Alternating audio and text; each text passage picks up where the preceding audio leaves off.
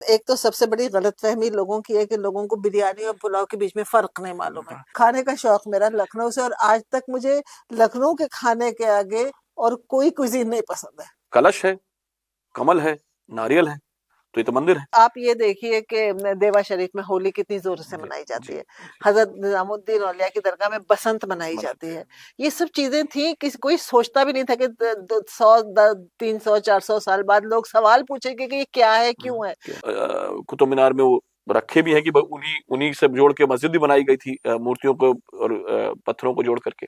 लेकिन जो Indo Islamic architecture जो डेवलप हुआ वो उस पर बात नहीं होती, और कभी ये जवाब किसी ने नहीं दिया। वाजिद अली शाह जो थे वो अख्तर पिया सबके थे, किसी मुसलमानों के पिया नहीं थे, वो सबके थे, और वो खुद कृष्ण बन के रासलीला करते थे, रास क्या करते थे। जो हम फ्यूजन आर्किटेक्चर की बात करते हैं तो कितना मुश्किल रहा होगा समझाना और करवाना उस जमाने में।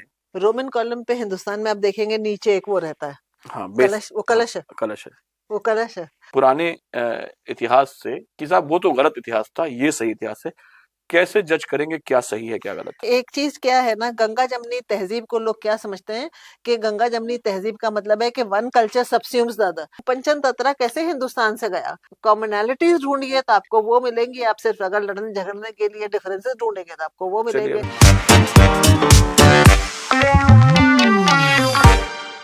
नमस्कार, आज जो मेरे मेहमान हैं उनका अगर मैं तारुफ कराऊं तो पूरी लिस्ट बन जाती है कि पत्थरों से बात करती हैं, फूडी भी हैं, हिस्टोरियन हैं, ऑथर हैं, ट्रैवलर हैं, दुनिया जहान में जहां मौका लगता है वहां पे झोला उठा के चल देती हैं, और भक्ति सूफीज्म पर भी बात अगर करना हो तो उनसे की जा सकती है। इतने सारे गुणों की खान है राना सफी, आपका स्वागत है हमारे पास। बहुत बहुत शुक्रिया आपका कि आपने बुलाया जी। तो हम चूंकि आपने जिस तरह का काम किया है और आप कर रही हैं, उसमें सबसे पहला जो मेरे जहन में बात आती है वो करने की कि भाई आप लखनऊ से हैं और आपने दुनिया जहान के पत्थरों से बात की, तो लखनऊ के पत्थरों से ज्यादा बात क्यों नहीं की आपने?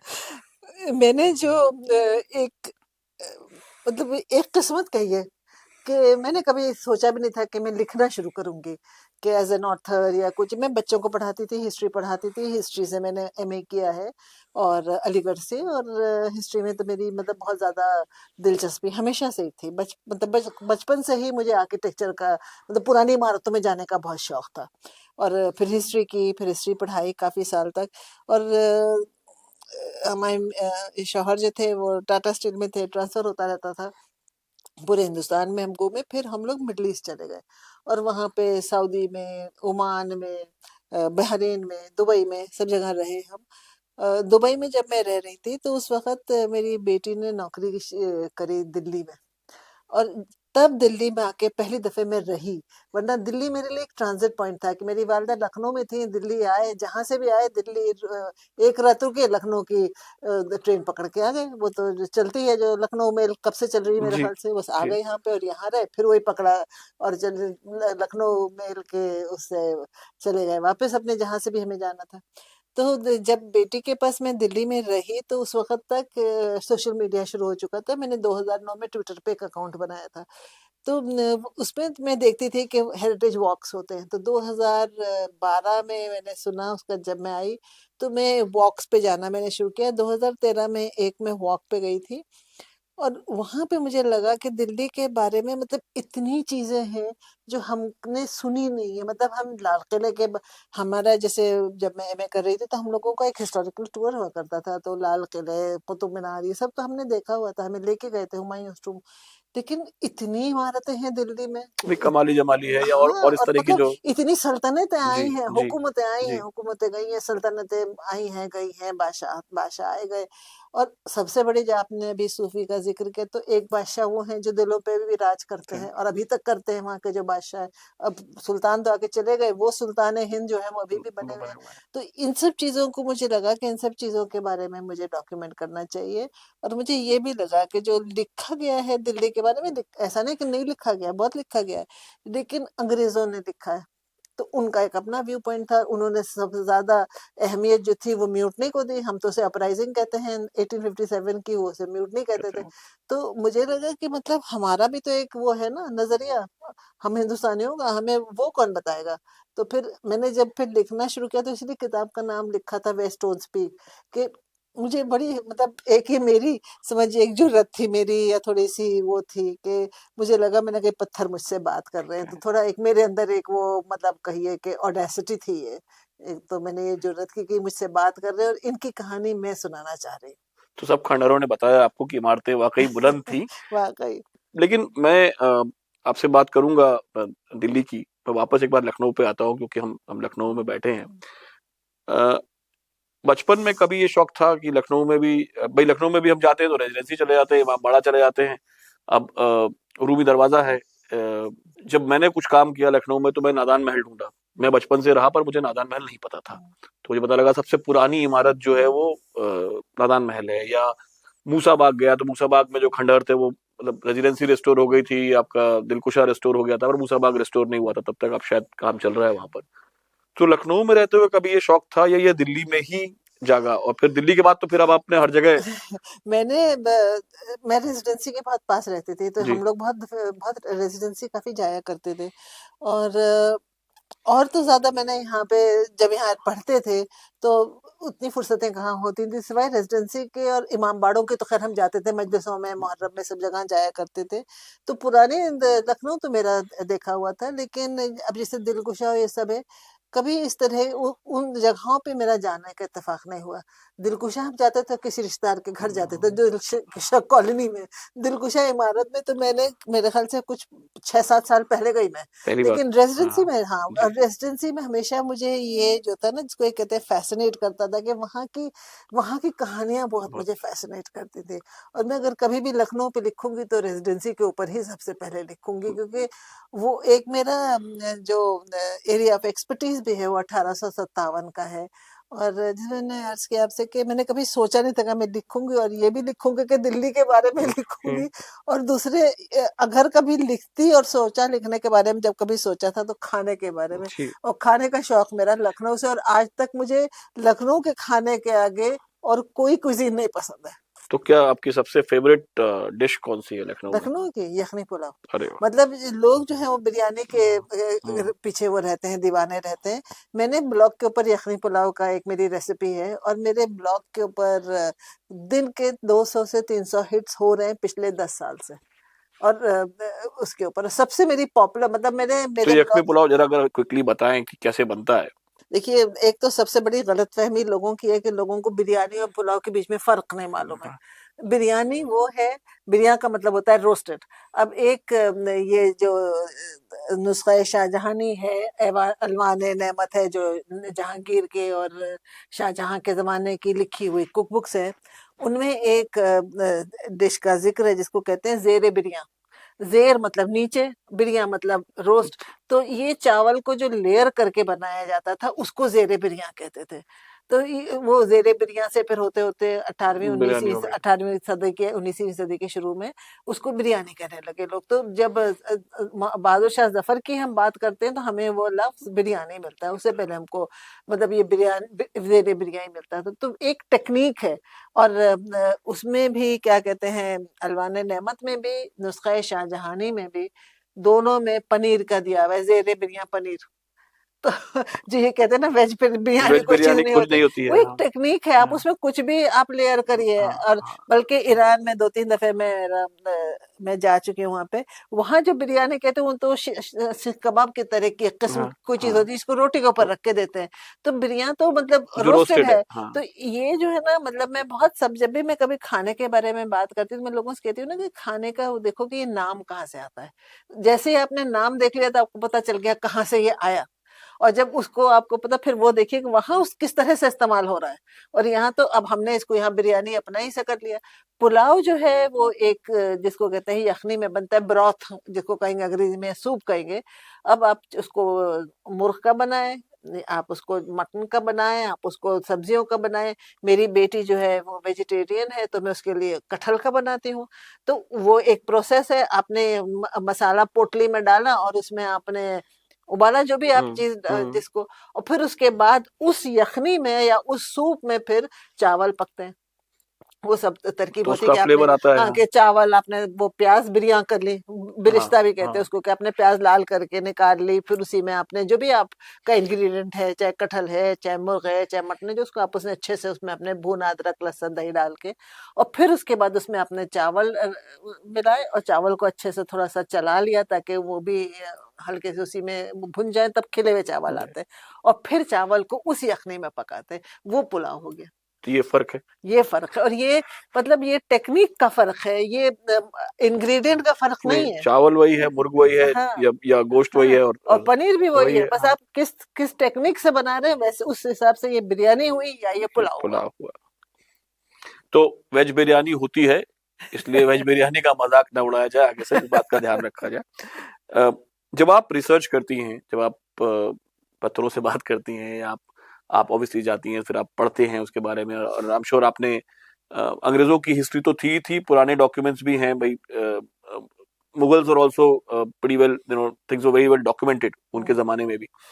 तो उसमें भी कहीं ना कहीं कोई ऐसी डिश मिली होगी आपको। अब हम खाने की बात करें तो हमने कहा जी पहले जी, खाने की बात कर लें, क्योंकि आप भी एक्साइटेड हैं हाँ। और मुझे भी अच्छा लग रहा है। तो उसमें भी कोई ऐसी चीज मिली जो अब शायद नहीं है, या ज्यादा नहीं बनती, या बहुत रेयर है, और काफी प्रचलन में रही काफी साल तक, कोई आपको ऐसी रेसिपी मिली?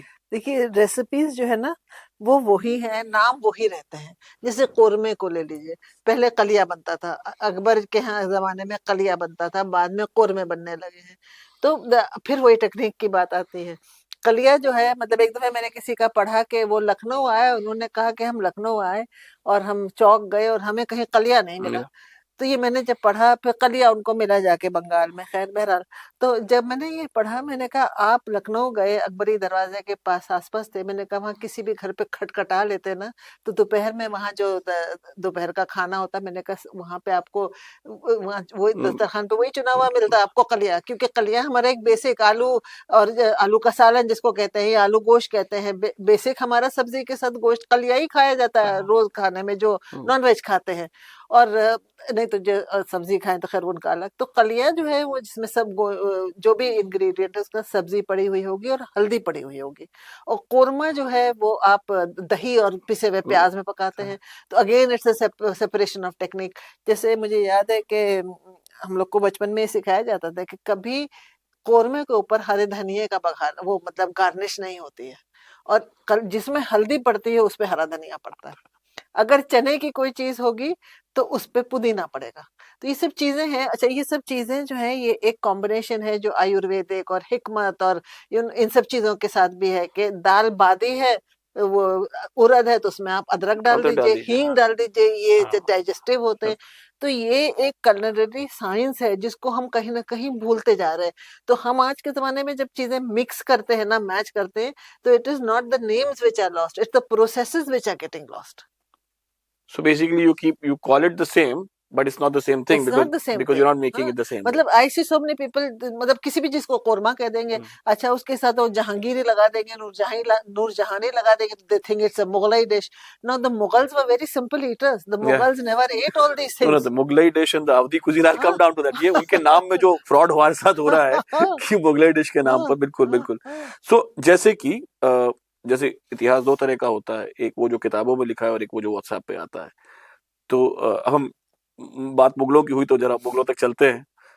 मुगल जब आए तो बाबर बाहर से आए। बाबर ने आकर के इब्राहिम लोदी को हराया। तो उन्होंने हराया भी तो, जो एक दिल्ली सल्तनत थी 300 साल की, जिसको जो स्लेव डायनेस्टी थी, और तुगलक थे और खिलजीज थे, ये जो लोग थे, इनके बारे में बात होती ही नहीं है। अब सारा एक तरह का ब्लेम गेम जो होता है वो मुगलों पर होता है, और उसमें उसमें काफी चीजें हैं जो जो जैसे मैंने कहा कि कुछ किताब की हिस्ट्री होती है और कुछ व्हाट्सएप की हिस्ट्री होती है। तो ये जो नैरेटिव है, ये बहुत तगड़ा स्विच, हम खाने से सीधे नैरेटिव पे जा रहे जी जी हैं लेकिन बात निकलेगी तो यहाँ कहीं से कहीं हाँ, जाएगी जाएगी। तो ये जो नैरेटिव जो सेट होता है, जब आप काम करती हैं, जब आप लिखती हैं, तो जब is there an attempt to also quote और गिव अ, बिकॉज जिस तरह इंफॉर्मेशन फैलती है आज के जमाने में, कि साहब ये तो ऐसा था, अब आप कैसे बताएंगे कि ऐसा नहीं था? क्योंकि अगर 100 जगह पहुंच गया कि ऐसा था कि पानी लाल है, तो हमारे यहाँ तो पानी लाल होता था, ये तो मुगलों ने सफेद कर दिया, मान लीजिए अगर ऐसी बात है, तो आप कैसे बताएंगे कि मुगलों ने नहीं किया भाई, पानी सफेद ही होता था या पानी रंगहीन होता है? देखिए, हिस्ट्री की जो सबसे एक फंडामेंटल चीज है इस सोर्सेस, हिस्टोरियोग्राफी। जी तो जब तक आपके पास कोई सोर्स नहीं है, प्राइमरी और सेकेंडरी, आप जो भी कह रहे हैं आप हवा में बातें कर रहे हैं। जी तो मैं जब जाती हूँ, मतलब मेरा जो रिसर्च होती है वो प्राइमरी भी होती है, सेकेंडरी भी होती है, और फील्ड वर्क भी होता है, ओरल हिस्ट्री भी मैं बहुत करती जी हूँ। जी तो जैसे कि मेरा ज्यादातर काम जो है वो 1857 में, मैं फारसी अब समझने लगी हूँ, पढ़ तो लेती हूँ कि उर्दू आती है। उर्दू तो मैं ज्यादातर उस एरिया में काम करती हूँ जहाँ ज्यादातर दस्तावेज उर्दू के, ताकि वो मैं अपने आप से पढ़ सकूं। और जहाँ जहाँ फारसी का मैं कहीं कहीं तर्जुमे पढ़ती हूँ, लोगों ने, बहुत बड़े बड़े हिस्टोरियन जिन्होंने फारसी के तर्जुमे किए, तर्जुमे में भी you have to be very careful कि किसका तर्जुमा पढ़ रहे हैं, मतलब it has to be an authentic तर्जुमा। वो भी, वहां पे भी खेल हो जाता है कभी कभी। तो और दूसरे आजकल एक बहुत बड़ी चीज है डी कलोनियल हिस्ट्री, वो भी, तो उस तक मैं आती हूँ। तो 18 जब मुगल आए हैं यहाँ पे, बाबर आए बाहर से, हुमायूं भी बाहर से ही आए, और साथ में ही आए थे। साथ में ही आए। हुमायूं ने शादी करी यहाँ पर, वो हमीदा बानो बेगम जो थी वो पर्शियन थी। वो अकबर जो है वो तो यहीं पैदा हुए, उमरकोट में पैदा हुए। अकबर ने शादी यहीं करी। राजपूतों में अकबर की। ने, हाँ, अकबर ने शादियां काफी की, हम्म। लेकिन अकबर की जो औलाद थी, जो उनकी बनी, जो उनकी वलीअहद बनी, जी जहांगीर जो थे, जहांगीर थे, हाँ। वो तो हरका बाई से पैदा हुए थे। हरका बाई आम्बेर की बेटी थी। जी उसके बाद जहांगीर ने जो शादी की, वो, बल्कि एक ये जो बहुत दफे हम लोग कह देते हैं जोधाबाई, जोधाबाई जो थी एक्चुअली वो जोधबाई जो जहांगीर की बीवी जहांगीर की थी। बीवी थी, हाँ। तो उसके बाद शाहजहां उनसे हुए। जी शाहजहां ने शादी की मान सिंह, मान बाई से, मान उनसे उनसे, हाँ। औलादें हुई। तो जब देखिए, अब ये देखिए कि इंटीग्रेशन कितना होता चला इनफैक्ट जा बहादुर शाह जफर की माँ भी महावीर, लाल आ, बाई थी, हाँ लाल बाई वो थी। राजपूत तो थी, हाँ। इनकी शादियां सब आपस में होती रही। जी और आपस में जब हुई तो उनके साथ साथ उनके कस्टम्स आए। अब एक मैं खाने पे फिर वापस जी आती हूँ। जब मैंने एक किताब मतलब 4 किताबें ट्रांसलेट करी हैं, करी तो बहुत सारी हैं, एक 4 किताबें हैं जिनको एक किताब में शाया किया है हैशट ने, city of my heart, the city of my heart. उसमें 4 उर्दू की किताबें हैं, which are accounts of the 19th and the 20th century. एक जो है बज़्म आखिर, वो जिन्होंने लिखी मुंशी फैजुद्दीन ने, वो कोर्टियर थे बहादुर शाह जफर के कोर्ट में। तो उनकी कहानी है, तो रस्में बता रहे हैं। एक तो ये कि ये जो है, एक फैमिली थी, उससे थोड़ा हम पीछे जाते हैं, आलमगीर सानी जो the second, Alamgir ji the second, not Aurangzeb, जी आलमगीर द सेकंड। उनके जो थे वजीर थे, वो उनके खिलाफ वो कर रहे थे, साजिश कर रहे थे, and he gets him killed, और उनको फिरोजा कोटला में जो मस्जिद है, उस जामा मस्जिद के उस पे से उन्हें गिरा फेंक के, देते हाँ, हैं फेंक नीचे। देते हैं। वहां पे गंगा, यमुना बहा करती थी। सुबह में यमुना में स्नान के लिए सब आते थे, हिंदू औरतें मर्द सब आते थे, और उसके बाद झरोका दर्शन भी करते थे। उनको वो पहचानते थे बादशाह को। जब ये सुबह में एक आती हैं, और ये जो है, मैं आपको कोट कर रही हूँ मुंशी फैजुद्दीन को भी, और फिर एक मिर्जा फरतुल्ला बेग ने भी लिखा है। ये सब कहानियां जो है उस जमाने की उर्दू की लिखी हुई, मेरी कोई मन गढ़ंत नहीं है। तो कि जब ये आई तो इन्होंने देखा कि ये ऐसे ऐसे कोई पड़ा है, बादशाह उन्होंने पहचाना, वो वहां बैठ गई उसके पास, लाश के पास। और फिर जब वो हाहाकार मची कि बादशाह कहाँ है, नहीं मिले, नहीं मिले, तो खैर वो वहां ढूंढ, जब सिपाही आए तो वहां मिले, और वो उसके बाद से फिर उनको दफनाया गया, वो हुमायूं टूम में दफन है।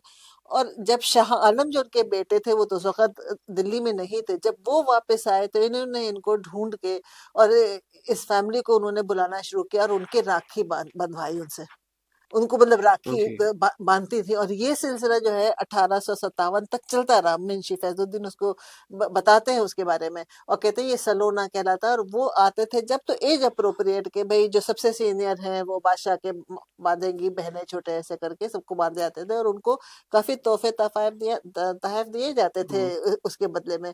प्लस प्रोटेक्शन तो था ही। ये जो है ना, देखिए, ये जो एक तहजीब है, ये कभी इन योर फेस नहीं होती थी, कि कोई जता जता के नहीं कहता था कि मैं इसलिए कर। ये मिली जुली एक तहजीब, तो जो लिव्ड रियलिटी कहते हैं लोगों की, जिस तरह से रहते थे उसमें, मतलब कोई कोई सोच के नहीं रहता था कि हम इस तरह से रह रहे हैं। मतलब जैसे मैं वक्त आपके पास बैठी हूँ, मैं एक इंटरव्यू दे रही हूँ, मैं सोच के नहीं बैठी हूँ कि मैं किसी मुसलमान के पास बैठी हूँ, कि मैं हिंदू मेरे के पास पास बैठे बैठी हूँ, बिल्कुल या मैं किससे बात कर रही हूँ। आई एम बिल्कुल just talking to a fellow human being नहीं एंड वी यार are talking about things that interest us.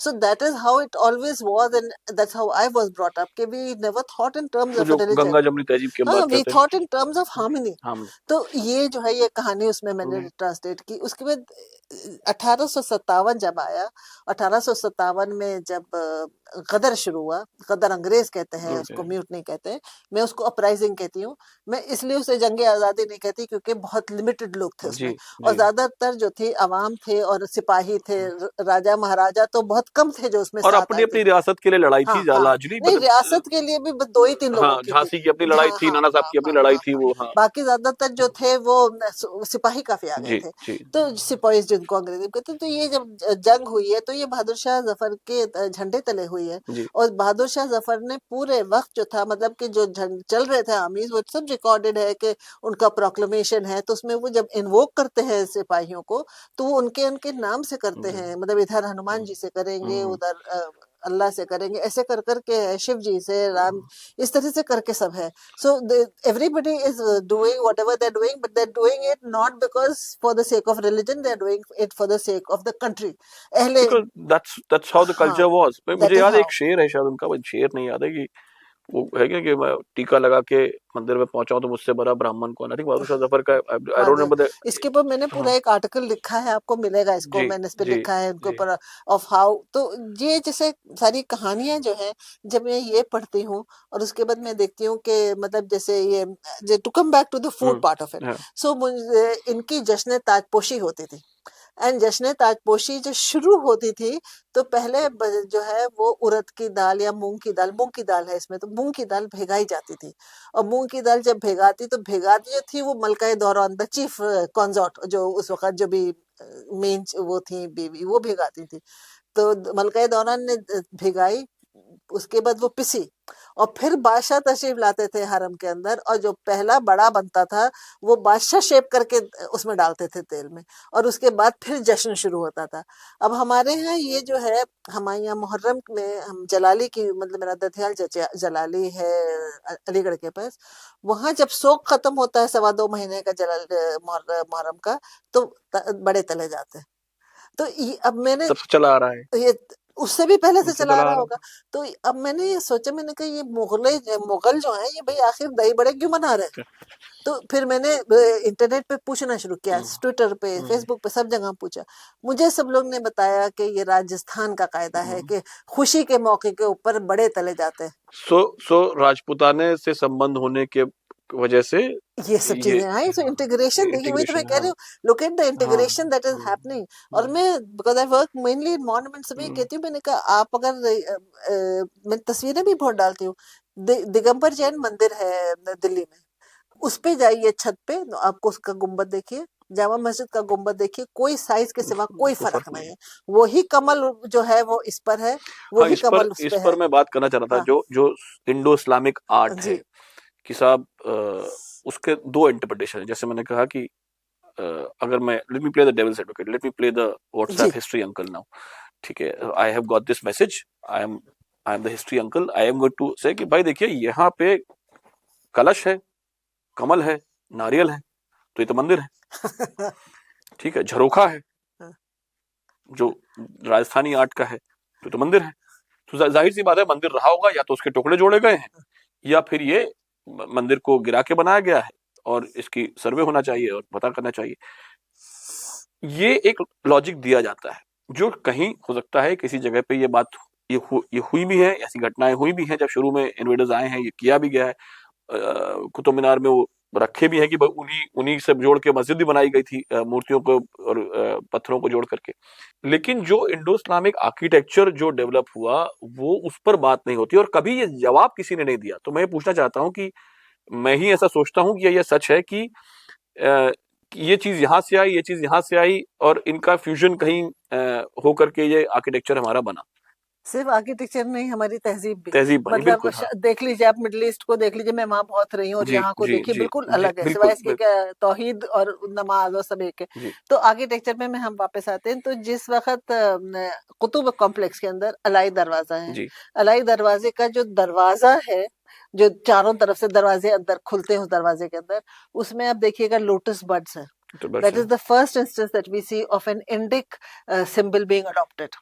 Lotus bud, वो लोटस बड जो है वो होते होते फिर वो ऊपर जो है डोम पर आता है, हाँ, उल्टा उल्टा आता है। उल्टा आता है, एंड हाँ, देन वही डोम जो है, अब आप देख लीजिए तो बहुत से मंदिर हर हैं, जगह। बहुत से मंदिर हैं जिनमें डोम्स बने हुए हैं। सो यू कांट से कि ये जो है ये मस्जिद को आपने डोम कन्वर्ट कर लिया। You articulate yourself in the language you know, the language you see. Raja Man Singh ने जब अपना रोहतास में किला बनाया है, he's made it on exactly the same lines as Fatehpur Sikri. जी, जब हम वहां जाते हैं, मतलब ये राजा मानसिंह का बनाया हुआ बहुत बड़ा मंदिर है मथुरा में, आप अंदर जाइए तो लगता है walking in Fatehpur Sikri, because he has use the idiom that he is familiar with. वही लाल पत्थर, वही, बस फर्क ये होता है कि भाई यहाँ मूर्तियां कार्व्ड है, हाँ, वहां पे मूर्तियां नहीं नहीं कार्व्ड होती है, होती, वहाँ अरेबिस्क डिजाइन होते हैं। हालांकि फतेहपुर सीकरी में जो उनका एक कमरा है जिसको सुनहरा कमरा कहते हैं, वहां बार हनुमान जी की और तस्वीर भी बनी बनी हुई हुई है, है, पेंटिंग भी बनी हुई हाँ, है। So these were people who were, they were Muslims, but they were ruling over a population that was not Muslim. They were not stupid enough to force or enforce any this thing, because ये visionaries थे, they were statesmen, वरना they would not have lasted so long. उनकी चली इसलिए, चाहे वो दिल्ली सुल्तान भी हो, उन सब की इसीलिए चली, हाँ, चाहे वो खिलजीज हो, बिकॉज हाँ लोदीज हो, कोई हाँ, हो, क्योंकि मतलब बारिक उनकी, तुगलक जो इधर-उधर भटकते रहे, खास हाँ मोहम्मद बिन तुगलक की हाँ, बात करें, मोहम्मद बिन तुगलक को तो खैर छोड़ हाँ, दीजिए, हाँ, लेकिन बाकी जो थे वो सब, they took the fact into account that we are ruling over a population that is not Muslim. और इसीलिए सारे जो इनके रूल्स और वो बनते थे, वो एडमिनिस्ट्रेटिव, वो उसी हिसाब से बनते थे। सो यू नो लाइक, नहीं, अकबर का तो खैर मतलब मैं आगरा गया तो मैंने अकबर का बनवाया हुआ चर्च भी है, हाँ जो अगेन बहुत कम लोग हाँ लोग ताजमहल पे फोटो खिंचा के आ जाते हाँ हैं, पर अकबर की हाँ, बनवाई हुई चर्च जो उससे पुरानी है, आर्मीनियन चर्च है। हाँ, हाँ, तो वो so we have, you know like, हम वो लोग, जन्माष्टमी की तरह आकर के जीसस को झूला झुलाते थे, ऐसा हाँ, ऐसे मैंने पढ़ा तो। मतलब आप ये देखिए कि देवा शरीफ में होली कितनी जोर से जी, मनाई जाती जी, है, जी, हजरत निजामुद्दीन औलिया की दरगाह में बसंत मनाई जाती मनाते है। हैं, ये सब चीजें थी कि कोई सोचता भी नहीं था कि 300 400 साल बाद लोग सवाल पूछेंगे कि ये क्या है, क्यों है। क्या, वाजिद अली शाह जो थे, वो अख्तर पिया सबके थे, कि मुसलमानों के पिया नहीं थे, वो सबके थे। और वो खुद कृष्ण बन के लोग रासलीला करते थे, रास हम क्या करते रास क्या थे। करते थे, हाँ, किसी ने उस वक्त नहीं सोचा, उन्होंने तो नहीं सोचा उनको तो, क्योंकि कृष्ण जी को तो we think of him as an embodiment of love. या एंड इतनी उनके ऊपर कव्वालियां हैं। देवा शरीफ जाइए, देवा शरीफ में, देवा शरीफ नहीं सॉरी, काकोरी शरीफ, काकोरी शरीफ के जो वहां पे है, वहां पे कितना लिखा गया है कृष्ण जी के बारे में। हजरत मौलाना मोहानी, हजरत मुझे मोहानी, मौलाना, हाँ, मतलब हजरत मौलाना हजरत मोहानी जो है, द वेरी इंटरेस्टिंग क्या, पर्सन। वो कम्युनिस्ट भी थे, वो कांग्रेस भी इनकलाब, थे, वो हाँ, मुस्लिम लीग में भी थे, जी, और इनकलाब जिंदाबाद जिंदाबाद उन्होंने का दिया, नारा उन्होंने दिया है। जी, उसके बाद जी, आज के बिन बिन कोई भी, no protest is complete without saying inquilab. And उन्होंने चुपके चुपके रात दिन आंसू बहाना भी भी लिखा लिखा है। है, हाँ। और उन्होंने क्या कहते हैं उनके बारे में, एक ही चीज है जो शायद बहुत और कम लोग लोग वुहान जानते के होंगे। बारे में सिर्फ इतना जानते हैं कि वहां से दिल्ली का, आगरा का हाईवे शुरू होता है बाकी हाँ लोग उनके बारे में नहीं हाँ, जानते लोग, मतलब एक चीज और जो उनका पहलू है जो जी, बहुत कम लोग जानते हैं, वो ये है कि जितनी दफे वो हज को जाते थे, उतनी दफे वो मथुरा जाते थे, जी, और वो पैदल मथुरा जाते थे, और क्या कहते हैं कृष्ण जी को बहुत मानते थे वो। और उनकी आप ब्रज में देखिए कितनी उन्होंने कृष्ण जी के ऊपर लिखी हुई है। ऐसे बहुत थे, रसखान थे, बहुत थे। मैं भी बहुत कृष्ण जी को, लखनऊ में पली बढ़ी, जन्माष्टमी यहाँ का सबसे बड़ा एक त्योहार है। My father was an NIPS officer, तो वो तो उनका मंदिर, वो पुलिस लाइन में पूजा वूजा होती थी, and I used to see it as a child, झांकियां जाते थे हम लोग। सो ये सब चीज देखिए, एक चीज क्या है ना, गंगा जमनी तहजीब को लोग क्या समझते हैं कि गंगा जमनी तहजीब का मतलब है कि one culture subsumes the other. अगर मैं चली गई मंदिर तो आई स्टॉप बीइंग अ मुस्लिम, अगर कोई मुसलमान आ, मतलब कोई हिंदू आ गया मस्जिद के अंदर, तो उसके सवालिया निशान हो जाते हैं। It's not that, it's mutual respect and spontaneous give and take. See, अगर मेरा ईमान जो है पक्का है, तो मैं कहीं भी चली जाऊं, मुझे तो याद वही आएगा जिसको मैंने बचपन से माना है। मुझे ये थोड़ी कि मैं भटक जाऊंगी या कुछ हो जाऊंगी, but it's a respect that you give another religion. Unless you give that respect to everybody, you cannot expect that same respect back for you or yours. So that is Ganga Jamni Tehzeeb is कि you have spontaneous interactions, you exist separately, your identities are separate. मतलब यहाँ पे जो वो उनका है ना फिराक का शेर कि अक़वाम हिंद पे वो कारवां आते रहे बसते रहे और हिंदुस्तान बसता गया, तो वही से ये कि we have a civilizational legacy. यहाँ 3,500 से ज्यादा कम्युनिटीज है, 50 कोस पे तो बोली बदल जाती है, जी खाना बदल जाता है. And I would identify more with, हम तो बहुत मिडल ईस्ट में रहे, so we would identify more with people who are from north India than with anybody from south India. in fact if you go to South India, हाँ, the they will it's a different culture. same आप चीज तो irrespective of religion, आप हिंदू हो, yes, मुसलमान हो, ईसाई हो, हाँ, आपका कल्चर, आपका हाँ, फूड, आपका हाँ, पहन कपड़े हाँ. अलग हैं. हाँ. So these are things which you not realize कि how inclusive they are. I'll give you another खाने पे, क्योंकि हम जी इतने ज्यादा कहानियां कर रहे हैं. मैं वहां गई थी लद्दाख, गोल्डन ड्रैगन होटल है वहां जी का. So they had invited me, I was staying there. Ramzan का जमाना था. जो वहाँ के वो हैं ओनर हैं दानिशदीन. So दानिश ने मुझसे कहा कि मैं अभी बस रोजा खोल के आता हूँ. ऐसे श्योर ऐसे ऐसी तफरीहन मैंने पूछा, मतलब without I was expecting the say answer that I said Danish आप रोजा कैसे खोलेंगे? हम्म, And he said, of course, with a momo. Hmm. And I was expecting samosa या पकाएंगे फुल्की. हाँ, because you're from Lucknow, Because right? that's what we. Yeah. And then like it hit me that it's region and not religion which plays a part in how you are and what I you are. said the same line in a food show some time back, that it's the region that makes the Of difference and course, not it's religion. not the Yeah, religion. yeah. मतलब हाँ, हमारे यहाँ की जो शादियां हैं उसका हाँ. कोई मतलब सिवाय निकाह के कोई मुनासबत साउथ मतलब अरब कंट्रीज की उसमें नहीं Yeah. होता. और बल्कि हम यहाँ के ही हो गए, हम यहाँ की सारी रस्में करने लगे. वो संदल लगाएंगे, ये करेंगे, वो करेंगे. आप मीर अनीस की पॉपुलैरिटी देखिए, जो मरसिए लिखते हैं, वो इंडिक मरसिए इस्तेमाल कर रहे हैं कि संदल मांग संदल से भरी रहे. अब मुसलमान जो है वो सिंदूर नहीं लगाते लेकिन मांग संदल से भर लेते. या आप हजरत अमीर खुसरो को देखिए, उनकी जो कव्वाली है वो एक लेवल पे इश्क हकीकी की बात कर रहे हैं. खुदा से he is in direct conversation with the divine. But what is the ट्रोप that he is using? गोरी गोरी बैया हरी हरी चूड़ियां. Yeah. क्योंकि हर नॉर्थ इंडियन जो है वो हरी चूड़ियों से सुहाग को करेगा, आइडेंटिफाई करेगा. तो and the Urs is a marriage of the with the divine. तो ये सब चीजें हैं जो है ना, मतलब तो ये जैसे आपने ये बात की, तो चूंकि आपने सूफीज्म पे भी काम किया है, यही गंगा जमुनी तहजीब यही है कि एक बात को तुरंत रोक के दूसरी पे स्विच कर देना चाहिए कि बहुत सी चीजें बात करने को है. जो जो सूफीज्म पे भी काम किया, भाई एक टू सिंप्लीफाई थिंग्स, मैं जैसे मैंने कहा कि मैं दो तरह के लोग मानता हूँ. एक वो जनरेशन जिसने किताबें पढ़ी और एक वो जनरेशन जो व्हाट्सएप पढ़ता है. तो व्हाट्सएप पढ़ने वालों को अगर आप पूछिए को सर्च उनसे वो सूफी, वो सर्च करेंगे ठक ठक ठक सूफी, तो लिख के आएगा टॉप 100 बॉलीवुड सूफी सॉन्ग्स. ठीक है, तो ये जो सूफीज्म है या उसमें अच्छा टॉप 100 में पहला गाना आएगा तेरा इश्क सूफियाना, तो वहां पे वो उनको लगेगा यही सूफीज्म है. सूफीज्म क्या है, अगर इसको सरल भाषा में कम शब्दों में बताया जाए देखिए, तो एक तो ये सबसे पहली बात जो है कि सूफीज्म जो लफ्ज है ये बहुत बाद में कॉइन किया गया in the 17th 18th century by the orientalist. जो असल लफ्ज था जिससे ये आया है वो तसव्वुफ था. तसव्वुफ is contemplation of the divine. And एक सूफी जो है it's a moral and an ethical path which you travel, and it's a very difficult path which you travel to for a union with the divine.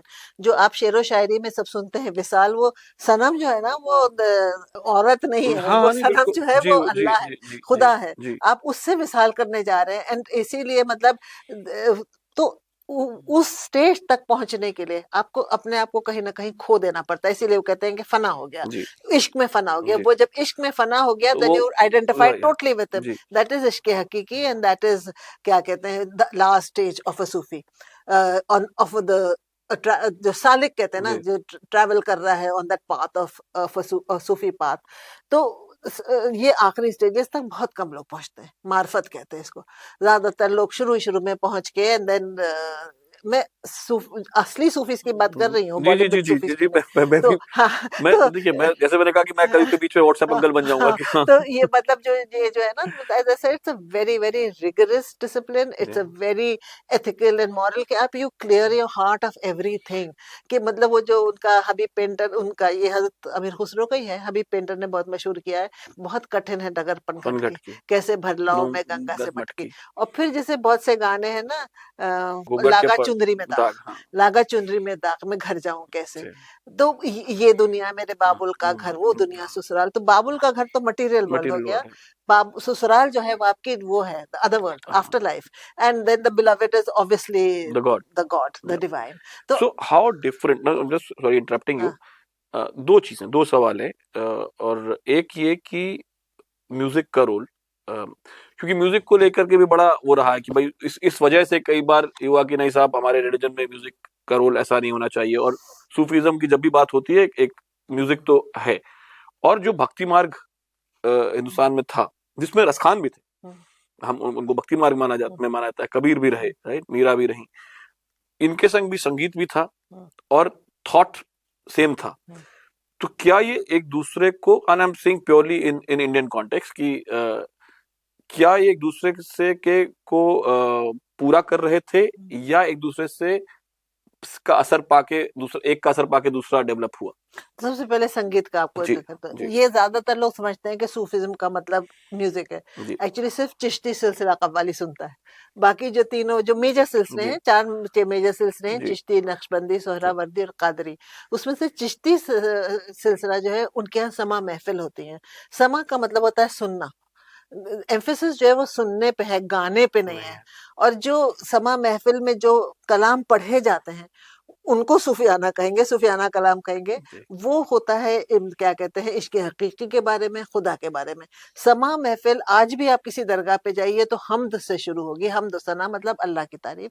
उसके बाद नात आएगा, रसूल खुदा की तारीफ, फिर आएगा मुनक़बात जो हजरत अली के बारे में होगा, मन कुंतो मौला फहाजा अली मौला। वो इसमें आते हैं। अच्छा, इसमें लिमिटेड है कितने इंस्ट्रूमेंट्स आप यूज कर सकते हैं। And this sama mehfil is only to make you intoxicate you with the words and the music in such a way that you forget yourself and you are one with the divine. That is the purpose of a sama mehfil. ये नहीं कि आप क्या कहते हैं airport पे बजा दे मेरा इश्क सूफियाना और आप समझे कि you know like. And there this one handle on Instagram which I follow called Persian poetics. तो बहुत साल पहले उन्होंने वैलेंटाइंस डे के ऊपर एक रूमी की तस्वीर थी, जी एंड ऊपर लिखा था, for god sake I am not talking of your ex, I am talking of Allah. So वही है ना कि वी हैव फॉरगॉटन कि this love is of the divine. ध्यान भक्ति में भी तो वही है। वही है वही भक्ति, बल्कि जो मेरी किताब है उसका जो मैंने टाइटल लिया है वो कबीर के दोहे से लिया है, मुझको कहाँ ढूंढो ढूंढे रे बंदे बंदे, in search of the divine, मैं तो तेरे पास हूँ। तो अगर हर कोई यही समझ जाए ना कि it's inward contemplation, and that is exactly what a Sufi does. When you contemplate inward, you look inward into your heart, and that is when you are one with God. आप बाहर भटकते रहिए ना, वो जो कबीर का वो है दोहा के, माला तो सुमिरन, मतलब आप माला पढ़ रहे हैं लेकिन आवाज कान लगा रहे, एक सब्जी वाला फेरी पे आता हाँ होगा, हाँ या एक वो ऑफिस में कुकर की फाइल, सीटी बज रही है ऑफिस में फाइल अब मुझे क्या हाँ कहते हैं देनी है। So that is what you have to क्या कहते हैं, forget, you have to forget yourself. अगर कदम गिन गिन के पड़े तो आप भक्ति में लीन नहीं ये बात बहुत बढ़िया रही वापस अब हम खाने की बात नहीं करेंगे खाने की बात करेंगे तो बहुत बहुत लंबी चलेगी है। हम पत्थरों पे एक बार आ जाते हैं हाँ, वापस एक बार अम, कई इमारतों में लखनऊ में भी देखा गया और दिल्ली या इस तरह के शहरों में कई इमारतों में एक इन्फ्लुएंस देखा गया कि 100-150 साल पुरानी इमारतें हैं जाहिर सी बात है और इंडो इस्लामिक आर्किटेक्चर की बात हम कर रहे हैं उसके बाद कि भाई रोम टर्की या इंग्लैंड क्योंकि अंग्रेज थे यहाँ पे फ्रेंच थे यहाँ पे तो जब कारीगर यहीं के थे और उनको जब कहा गया जैसे मैं आज अपने घर में बोलूं कि यार मुझे ना कुछ रोमन पिलर चाहिए तो पिलर तो रोमन है तो बनाने वाला मेरा मिस्त्री तो बाबूलाल यही का है तो बाबूलाल तो रोम गया नहीं है उसको फोटो दिखा दूंगा तो जब जो हम फ्यूजन आर्किटेक्चर की बात करते हैं तो कितना मुश्किल रहा होगा समझाना और करवाना उस जमाने में जब आज समझाना और करवाना जब फोटोग्राफ फोन पर दिखाना आसान है और किस तरह ये आर्किटेक्चर डेवलप हुआ देखिए जो हम आपने कॉलम की बात करी, जी रोमन कॉलम की, जी रोमन कॉलम पे हिंदुस्तान में आप देखेंगे नीचे एक वो रहता है, हाँ बेस कलश, वो हाँ कलश है, कलश है वो कलश है, मतलब वो सपोर्ट करता है जी आपको। जी तो ये सारे जो हमारे कारीगर थे सब एक से एक उस्ताद थे, और अडेप्टेशन होता गया। सबसे पहले क़ुव्वतुल इस्लाम पे जाते हैं, जो एक्चुअली उसका जामा मस्जिद था। क़ुव्वतुल इस्लाम बाद में, बहुत बाद में उसका एक नाम पड़ गया, जामा मस्जिद थी वो। उसमें आप जो एक जाली बनाई है इसने कुतुबुद्दीन ऐबक के वक्त में, एक जाली मेहराब जिसको कहते हैं, मेहराब बनी है, जी तो वो आर्चेस हैं बड़ी बड़ी। अब जब ये आए थे, जब टर्क्स आए थे हिंदुस्तान, तो उस जमाने में मंगोल्स का कहर चल रहा था जी सेंट्रल एशिया में, और काफी लोग साथ साथ आ गए थे, एक्सपर्ट्स आए, सेल्जुक्स आए, जैसे मैंने जिक्र किया कि वो they came with their architecture, true dome का आर्कवेट जी आर्किटेक्चर का वो जी लेके आए। Arcuate architecture is the made with an arch, and on that principles of the arch of load bearing, that was already there in the Roman empire. वहां से इन लोगों ने सीखा, Spain, Anatolia, Persia, and in then Palestine and all then that. So Islamic architecture mm, कहते हैं, जी started जी developing when the Turks came and they brought with them soldiers, और एक दो लोग होंगे जो डिजाइनर्स होंगे, जी उन्होंने तो आपको दिखा दिया ये ऐसे आर्च बनेगी। जी यहाँ वालों ने आज पत्थर पे पत्थर रख के बना दिया। बना दी they did not know how to make an arcuate this thing. तो वो ट्रेबिएट के स्टाइल पर उन्होंने आपको आर्च बना के दे दी, और साइड में जब उनसे कहा गया कैलीग्राफी करो, तो किसी ने लिख के दिया होगा, उन्होंने कॉपी कर लिया design. So I compare it in my book, I compare it to knitting. जब मैं निटिंग करती हूँ या क्रॉस स्टिच करती हूँ, तो I just keep following the pattern. So I follow the pattern. अब आखिर में क्या बनने वाला है नहीं मालूम, बट जो कैलीग्राफी, जो क़ुव्वतुल इस्लाम मॉस्क की, जो इनकी कुतुबुद्दीन ऐबक की जो मेहराब है, उसमें जितनी खूबसूरत है तो कूफी कैलीग्राफी, लेकिन उसके चारों तरफ बेल बूटे हैं, पत्तियां, और वो बेल बूटियों के पत्तों के बीच में से कैलीग्राफी हो रही है। तो मैं ये बहुत दफे सोचती हूँ कि ये लोग जो है ना, they working blindly, and they working like when I knit a sweater, I work blindly because I'm just following a pattern without knowing how it's going to come out. तो ये एक कमाल होता है, एक हाथ का हुनर होता है, जो यहाँ का हुनर था। यहाँ की जो गुजरात से आप देखिए जाली जो लेके आए हैं, उनकी शेख सलीम चिश्ती जी की जी जो वो है, कितनी अहमदाबाद में जो खूबसूरत जी जाली बहुत है। खूबसूरत जाली इन है गुजरात, जी इन आगरा, जी आप अहमदाबाद की हर जाली देखिए, उससे भी जी सैयद की जाली सही देखिए। जाली हाँ सो दीज जालीज यहाँ पे हमेशा से ही बनती थी हिंदुस्तान में।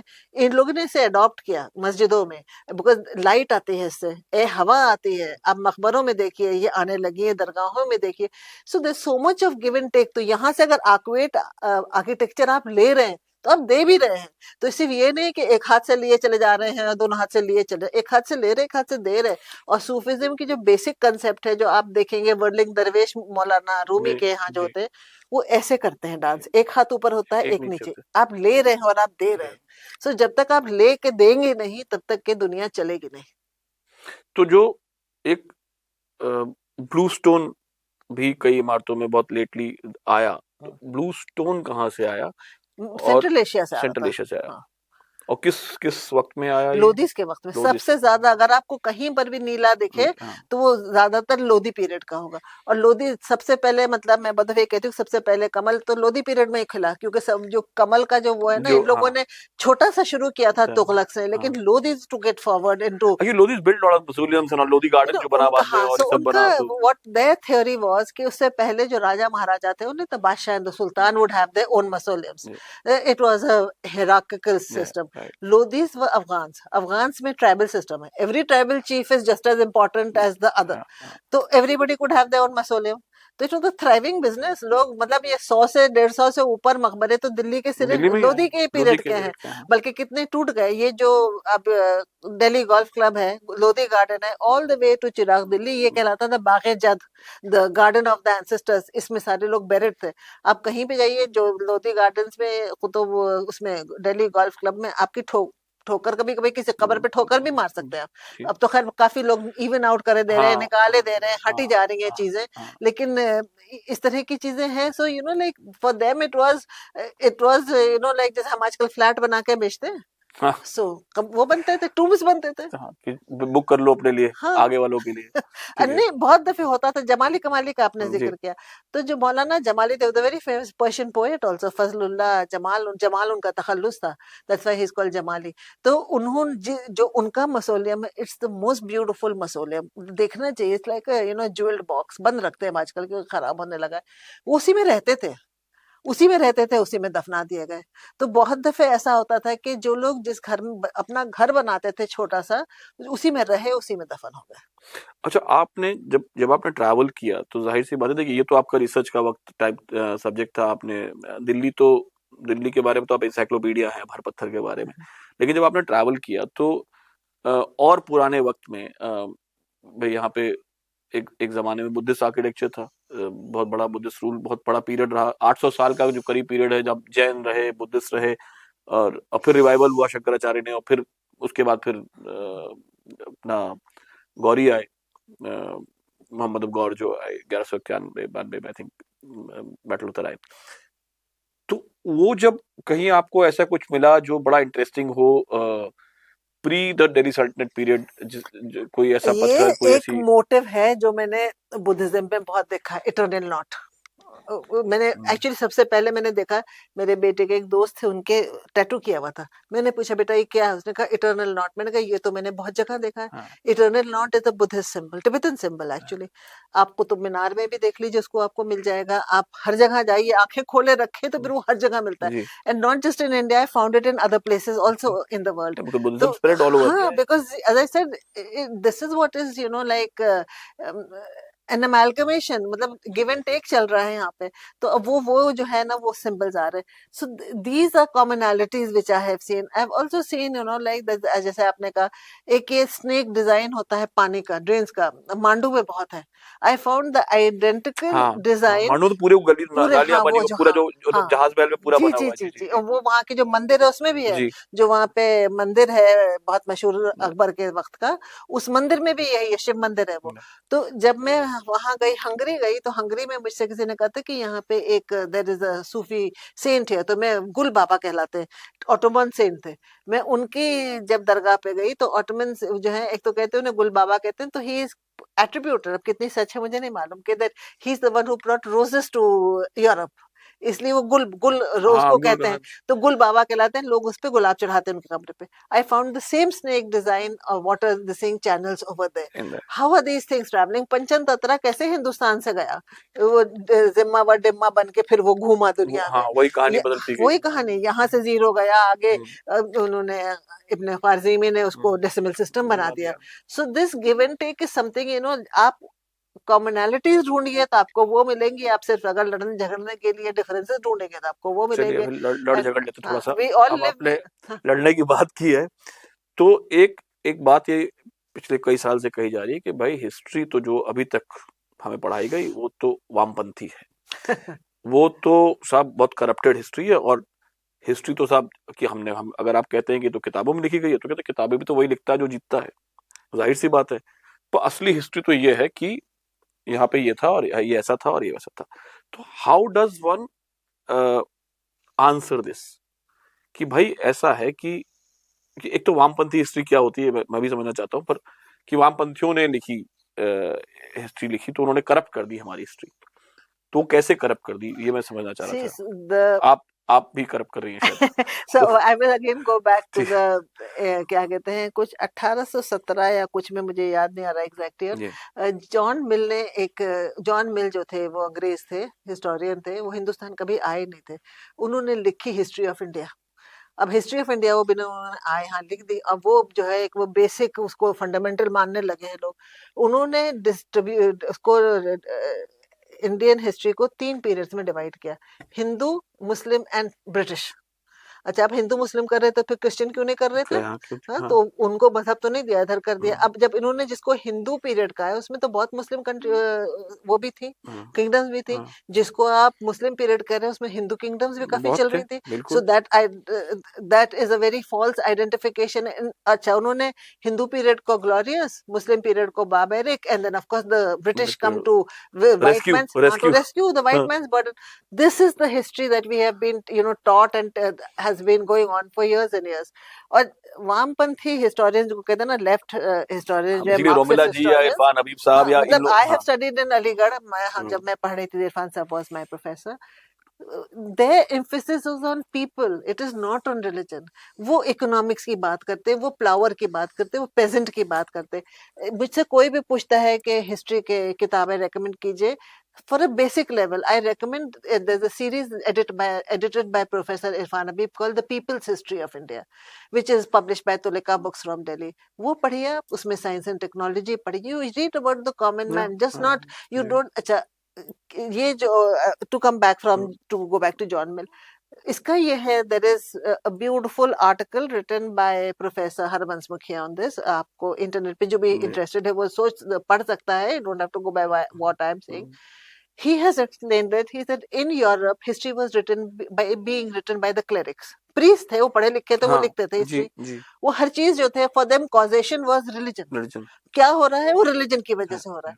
इंडिया में हिस्ट्री ऐसे नहीं लिखी जा रही थी. तारीख फरिश्ता में फरिश्ता है या तारीख फिरोजशाह है, ये लोग they are seeing it as the ruler. What is the ruler doing and how is he doing it? It does not matter what his religion is. So यहाँ पे when John Mill ने जब ये the religion was introduced into India, then everything was seen from the lens of religion. And 1857 में, as I think I mentioned this earlier also, कि when they realized कि 1857 में भाई ये this can come and bite us, and अगर ये एक हो गए तो लो कास्ट अपर कास्ट हर रिलीजन जो है, अगर ये एक हो गए तो हम नहीं एक हो सकते, मतलब हम यहाँ नहीं रूल कर सकते. And this is in my book, ये दास्ताने कदर में जब मैंने ट्रांसलेट किया है. I think in one of the preface I have, I think, probably talked about it. I've talked about it very extensively in articles. I've written a lot of articles on 1857, जिसमें ये advocate general थे Young, I think David Young his name was, वो rich पर थे. Wall city में तो ये लोग किलाबंदी कर रहे थे, वो रिच बैठे हुए. And he's writing on the eve of Bakrid, and he's saying tomorrow we have made such arrangement that tomorrow the old king will be here in the camp, matlab he will be a prisoner. Next day he writes कि what we expected did not happen, and if this kind of, matlab I'm paraphrasing it, but in one of my articles exact words भी मिल जाएंगे, that if we can like we can say goodbye to our imperial dreams if this kind of communal amnesty harmony happens. So हुआ ये था कि बकरीद थी, 1857 की जंग चल रही थी. सब हिंदू मुसलमान, सब लोअर अपर कास्ट, सब लड़ रहे थे एक साथ, कोई आपस में फूट नहीं थी. मेंशन्ड अर्लियर, भाई अपने अपने झंडों के नीचे कर रहे थे, और Bahadur Shah was exhorting them in the name of their gods. उसमें कुछ चिट्ठियां हैं वो जिसमें वो कह रहे हैं भाई सैलरी नहीं आई है, तो हां सैलरी आ जाएगी आपकी तनख्वाह. जो मर्सनरीज भी थे, इंडियन मर्सनरीज भी थे. सो उसमें क्या कहते हैं, उन्होंने क्या किया, दे वर एक्सपेक्टिंग, उन्होंने ये रूमर फैलाया था कि 1857 में जब बकरीद हुई है कि the Muslims are going to slaughter cows for qurbani, and how can you tolerate that? Bahadur Shah Zafar and Bakht Khan जो उनके जनरल कमांडर इन चीफ थे, और जो और लोग थे, they were visionary enough and wise enough. इन्होंने क्या करा, they rounded up all the cows in the city and said सबको थाने में रजिस्टर करो, so that you can account for it. You cannot say कि कोई कट गई या क्या हो गई. And they said there will be no cow slaughter in the city. This is something जो अकबर ने भी और काफी रूलर्स ने ये लॉ पास किया है कि there is to be no cow slaughter. So वो पीसफुली पास हो गई. उसके बाद फिर again this is, I have talked about this in this novel of mine and I have written on it also. मौलवी मोहम्मद बाकर थे जो अखबार निकालते थे, कॉल दिल्ली का उर्दू अखबार, दिल्ली उर्दू अखबार करके था. तो वो 1857 में भी चलता रहा. बाद में उसको जफर अखबार या ऐसे कुछ कर दिया था आफ्टर बहादुर शाह जफर. उसमें उन्होंने मौलवी बाकर का एक इशू है, एंड that talks about कि ये सब चीजें जब ये फेल हो गई अंग्रेजों की, तो इन्होंने जामा मस्जिद पे, मतलब इट्स कॉल्ड इश्तिहार, it's very well written about, I have also written about it a lot, कि एक दिन रातों रात जामा मस्जिद पे एक इश्तिहार छप गया, मतलब एक पोस्टर लग गया जामा मस्जिद की दीवारों पे, जिसमें ये लिखा था कि हम और तुम तो अहले किताब हैं, Christians and Muslims and Jews are supposed to be the of the revealed books, so they are bound by that, अहले किताब कहलाते हैं. और ये जो है ये तो मतलब अलग है. मौलवी मोहम्मद ये पहले तो पोस्टर्स फाड़े गए, निकाल के सारे फाड़ दिए गए, किसने लगाया किस क्या हुआ ये तो पता ही नहीं चला, लेकिन बहरहाल यू कैन नो गैस के क्या था। मौलवी मोहम्मद बाकर ने उसके बाद जो अपना इशू निकाला, ही सेड हम लोग अहले हिंद है, हम सालों से साथ रह रहे हैं, दुश्मन जो है वो ये है अंग्रेज। क्या बात। So and Maulvi Mohammad Baqar was shot on the 16th of September, 14 को फतेह किया उन्होंने दिल्ली और 16 को उन्हें मार दिया गया। किस तरह से मारा गया is debatable, some say Hudson ने मारा, but whichever way he was killed, and he is the first journalist to be shot in the line of duty. So ये देखिए ये सब चीजें जो थी ना, so then as I said, George Forrest when he said के the biggest lesson we learn is how people can come together, वो divide and rule शुरू हो गया। colonial history जो थी वो started emphasizing जब 1871 का सेंसस हुआ है, लोगों को अपनी लैंग्वेज जबरदस्ती डिक्लेयर करनी पड़ी, जो सब हिंदी मतलब उर्दू नाम की तो कोई जबान थी नहीं, उर्दू तो शहर को कहते थे, हिंदी जबान थी, हिंदी बोलते थे, हिंदी भी दोनों बोलते थे, तो उर्दू तो रेख्ता कहलाती थी, शायरी जो उसमें करते थे वो रेख्ता में करते थे। तो अब आपने को अपनी लैंग्वेज की गई, प्रिंटिंग प्रेस आ चुकी थी, आपने बाइबल्स प्रिंट करने शुरू किए, उसमें क्या कहते हैं जो देवनागरी में थे उसमें आपने संस्कृत वर्ड डाल दी, उसको हिंदी कह दिया, जो पर्सो अरेबिक में लिखे उसमें फारसी डाल दी, उसको आपने उर्दू कह दिया। So like I am simplifying it, it's much more than that, and I would suggest to जो मुझे सुन रहे हैं, they want to know about the Hindi English debate, they should refer to Professor Shamsur Rahman Farooqi's articles on it, and he's written extensively on it, on how Hindi was made into Urdu, and it became a forced language of the Muslims. Identification of Firaq Gorakhpuri ने बहुत इसको actively लड़ा है कि this is not, उसके बाद फिर हिंदी को भी अलग किया गया, वो एक शुद्ध हिंदी के नाम पर एक अलग जबान बनाई गई, जो कि साहब जो सरकारी जबान हुई। तो एक थोड़ा सा अलग हटके मैं ये पूछता हूँ, हाउ डू वी टैकल ये जो एक, जैसे कि अब इस कैमरे के उधर मान लीजिए हमको ये देख रहे हैं, मान लीजिए उधर एक सज्जन बैठे हैं और वो कह रहे हैं हमने तो मुगले आजम देखी थी और दिलीप कुमार तो जहांगीर थे और उन्होंने तो अनारकली के लिए बाप से लड़ाई लड़ ली थी। ठीक है, ये भी हिस्ट्री है। एक इन्होंने यहाँ इस कैमरे के पीछे जो बैठे हैं, इनके बाल नहीं है, इन्होंने कहा कि हमने तो अशोका देखी शाहरुख खान वाली, उसमें तो कौरकी और ये जो एक अफेयर था और जिस तरह का दिखा गया, हिस्ट्री वही है। और ये कह रहे हैं कि साहब जो पृथ्वीराज चौहान थे वो तो उनको तो अंधा कर दिया गया था, अभी तक तो यही सुनते आए थे कि भाई वो उनको तीर लगाया था, अभी पिक्चर आई थी इसमें वो शेर से लड़ रहे थे। और सैडली डिस्कवरी ऑफ इंडिया में भी भारत की नेहरू ने भी यही कहानी लिखी है चंदबरदाई वाली कि 4 मास 40 गज उंगलश प्रधान था, ऊपर सुल्तान है मचू को चौहान। और जो मेरी जानकारी है कि भाई वो तो यहीं पे हार गए थे, उन्होंने संधि कर ली थी और वो टैक्स देते रहे और यहीं राय पिथौरा में ही रहे। नहीं हाँ वो मैं भी जानना चाहता हूँ वो आपके नॉलेज में क्या फैक्ट है पृथ्वीराज चौहान का। तो ये और पिछले कुछ साल से जो एक नैरेटिव वाली फिल्म्स आ रही हैं जो मीडिया बताता है, तो मुगले आजम से लेकर के साबरमती रिपोर्ट तक या कश्मीर फाइल्स तक जो भी फिल्में आ रही है, जो ये क्लेम करती हैं कि साहब, या उरी पे जो फिल्म आई कि हम जो बता रहे हैं वही सच है, वही हिस्ट्री है, इस नैरेटिव का रिटन वर्ड से, अब मैं ये नहीं कह रहा हूं कि रिटन वर्ड ही हमेशा सही होता है, पर उस नैरेटिव का एक पुराने इतिहास से कि साहब वो तो गलत इतिहास था, ये सही इतिहास है, कैसे जज करेंगे क्या सही है क्या गलत है? फिर मैं उसी बात पे आऊंगी, और जो सब यहाँ बैठे हैं, जो सब सुन रहे हैं, देख रहे हैं मुझे, प्राइमरी सोर्सेज चेक करिए। सबसे पहले मुगले आजम, जोधा नाम की तो कोई औरत थी ही नहीं, जोधबाई जहांगीर की बीवी थी, जोधाबाई जो और उनकी राजा भारमल की जो बेटी थी वो हरकाबाई थी। तो और क्या कहते हैं, जहां तक जहांगीर और अनारकली की कहानी है, तो जहांगीर ने एक दफे बगावत की थी, उन्होंने अपनी ऑल्टरनेट एक सल्तनत चलाई थी वहां के ऊपर इलाहाबाद में। So they have taken that story and filled it in, just like जैसे मैंने एक हिस्टोरिकल नॉवेल लिखी है, a firestorm in paradise, I have created यही बिल्कुल अब I was coming to this कि when you create use historical characters to create a story, 100 years down the line that becomes history, right? If somebody who's 25 years old today and sees Mughal Azam, he's going to believe this because they don't have time to read. ये बहुत बड़ा smart tool है, media जो है ये बहुत smart tool है।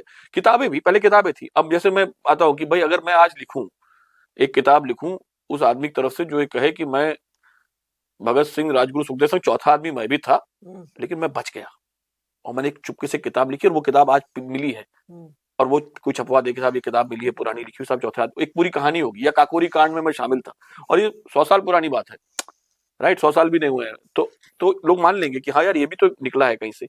ये जो फैक्ट चेकिंग है, कौन जाता है फैक्ट चेक करने की भाई मैं इतनी रिसर्च करूं कि ये हुआ था कि नहीं, सोर्सेज थे कि नहीं थे? That is the tragedy of today that we've become WhatsApp जो है वो ज्यादा इतना ज्यादा फैल गया है। एंड फैमिली, हम बचपन में बहुत चीजें अपने माँ बाप से सीखते थे, अपने पड़ोसियों से सीखते थे।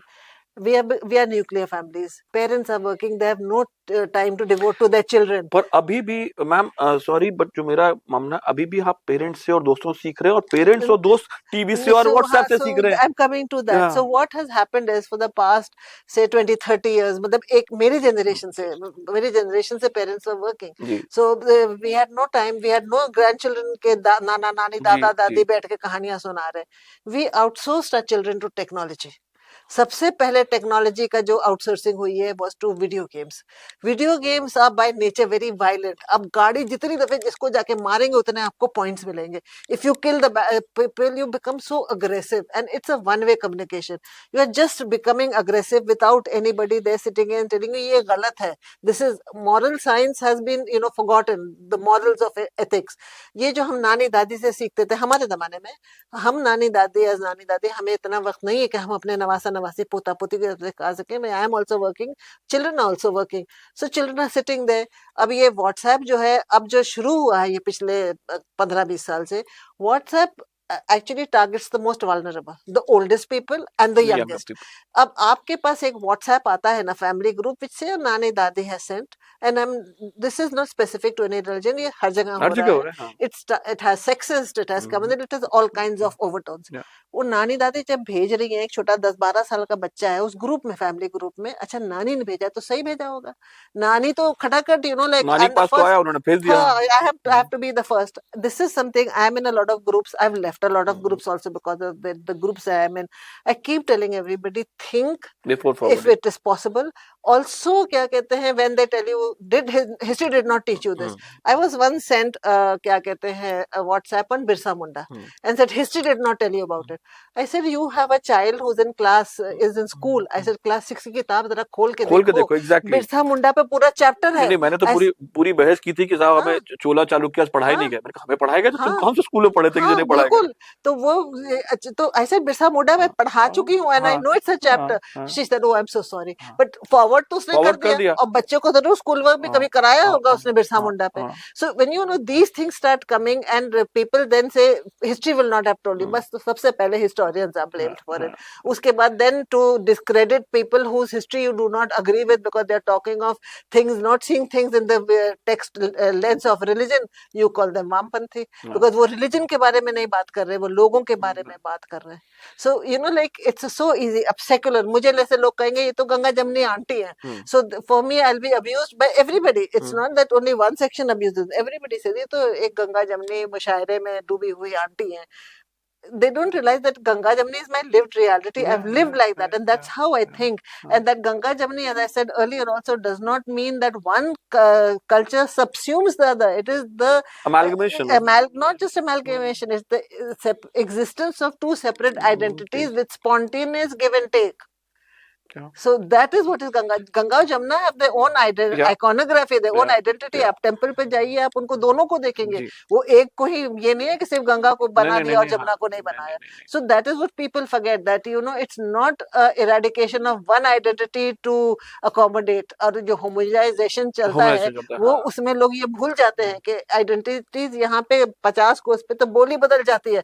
How can you have identity? Homogeneous identity.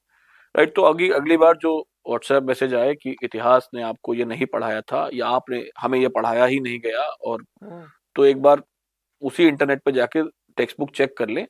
पुरानी टेक्स्ट बुक में तो पढ़ाया गया था, अब टेक्स्ट बुक्स में कुछ चेंजेस हो रहे हैं तो फिर शायद अब ना पढ़ाया जाए कुछ चीजें, और बिना सोचे समझे इतिहास ना पढ़ाए, लोगों को फॉरवर्ड ना करे, फैक्ट चेक करें, कुछ भी ना करे। जैसे आजकल एक बहुत भी रिसेंट कंट्रोवर्सी है, नवजोत सिद्धू सिंह की वाइफ सफरिंग फ्रॉम कैंसर, हाँ थ्रू अभी पिछले 2-3 साल से he has been posting pictures on Twitter of his wife undergoing chemotherapy and radiation and how she is doing it very and then bravely, she how said, हल्दी and का then पानी suddenly he says हल्दी और दूध से हो गया. You cannot, मतलब अभी तो he is apologized for it and he's maybe he apologizing. did not really mean it also. He may have been misquoted. That's also possible कि उन्होंने misquote हुआ है. हाँ But suddenly it's all over. Every WhatsApp group that I'm in is sending, you know, like stage 4 cancer can be cured by haldi and neem. या I said, have you forgotten all the chemotherapy and radiation she did? Yes, these things may elevate the, मतलब elevate some of the symptoms, क्योंकि जो मतली आती है, तबीयत घबराती है, बहुत से लोग कहते हैं एलोपैथिक आप साथ में करिए so that तबीयत थोड़ी सी सही स्टेबलाइज रहेगा. रहे. That is,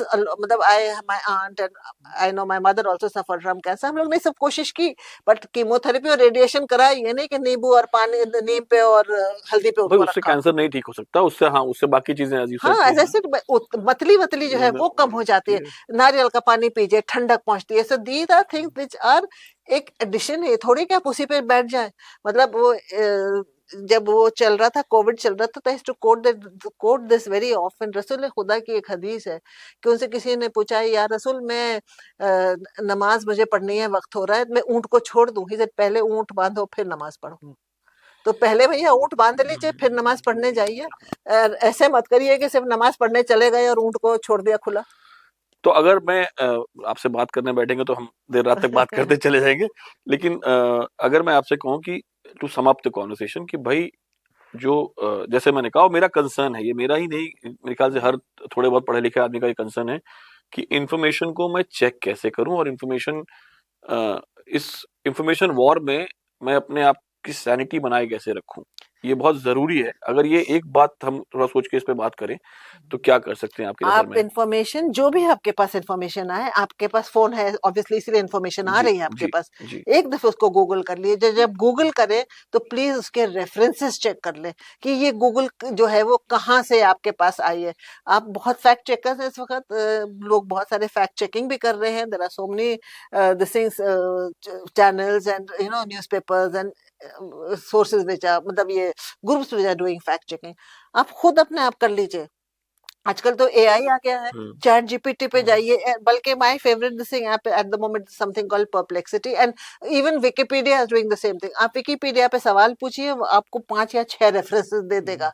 उस रेफरेंसेस को देखिए, प्राइमरी कौन सी है, सेकेंडरी कौन सी है और कौन सी रिसेंट है, and then believe what is primary और what is secondary. And don't go के, मतलब अगर मैंने जैसे कह दिया कि आप नीम से क्योर हो जाएंगे, तो please just go and see how many chemotherapies and radiations और have how many also people done. Have been cured by neem for Yes. That matter, है ना. हाँ. तो And I'm also saying with this thing to Navjot Sidhu ji that it is possible he may have been misquoted.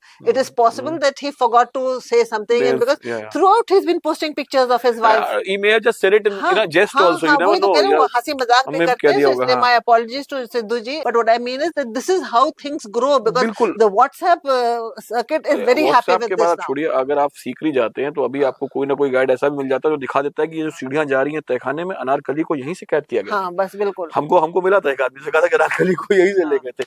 तो राणा साहब भी बहुत बहुत शुक्रिया. आप हमारे साथ यहाँ पे बात की. बातें बहुत लंबी चल सकती हैं, थोड़ी गडमट बातें हुई. खाने पे बात हुई, सूफिज्म पे, इश्क सूफियाना पे भी बात हुई, और गंगा जमनी तहजीब पे बात हुई.